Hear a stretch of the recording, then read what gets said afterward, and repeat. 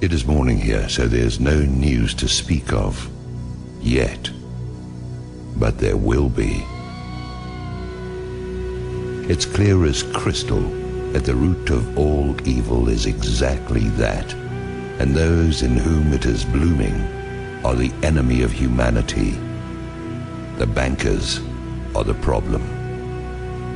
The bankers manufacture recessions and depressions to exert a greater control over social and political structures.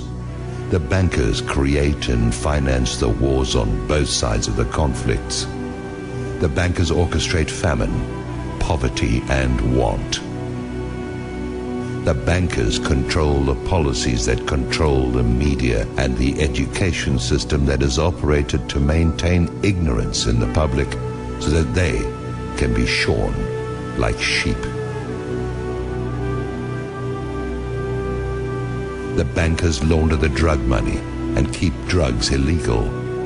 The bankers are the problem. The international banker is the scum of the earth, and they have to be brought to account. What will accomplish this? There are several possibilities.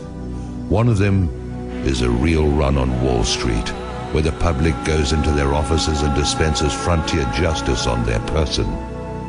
The other is some kind of cosmic intrusion of forces that I won't begin to speculate on. And the other is some kind of financial miracle in which they actually wind up broke.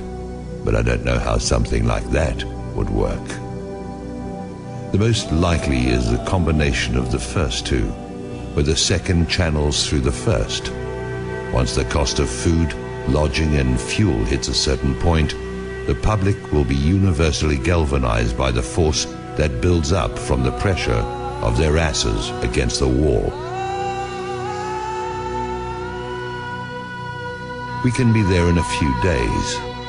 Once the system begins to collapse, it will have its own speed of free fall, and things will move at a spectacular rate of change.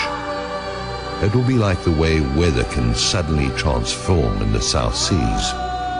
At the point when this begins to occur, the probability of global conflict will accelerate to maximum thrust. This is the primary truth about imperial currency activity. When the money goes south, violent attention goes east. Yes, maybe it will all just limp along on crutches while plastered with band-aids, but that goes contrary to the mathematics. You can spread the numbers only so thinly, or you can only press them together so much, and you're going to get holes appearing in the net all over the place, or you're going to get implosion. Do I have any idea what I'm talking about? It is possible that I do not. There's an area where allegorical poetry gains a mystical influx of metaphysical certainty that is no different from the theoretical physics, where theory is just another word for things we don't want to accept as inevitable.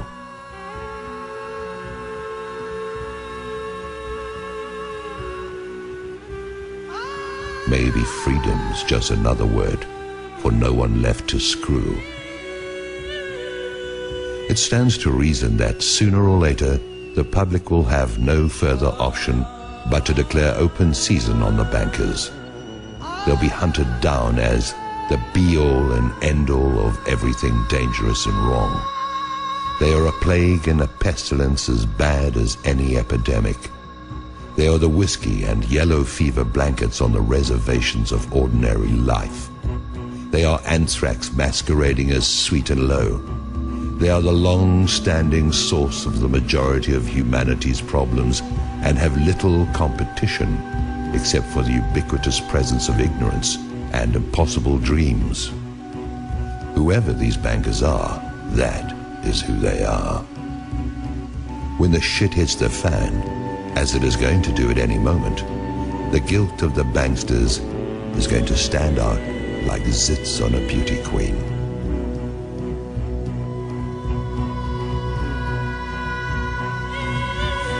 The transformation in the mind of the public is going to be immediate. People watch the news, and although it is nothing more than garbage and lies, the players have all been seen there. They've been seen in Congress, and they've been seen wherever the lies created to defend them have been publicized. They are a known quantity. There is no argument of any kind that can be used to generate sympathy for the bankers, who are either behind or finance every outrage against the public that is in existence. Now, their day is at hand, and they show no signs of having any kind of clue. They sit at their vanities and admire their image like Marie Antoinette.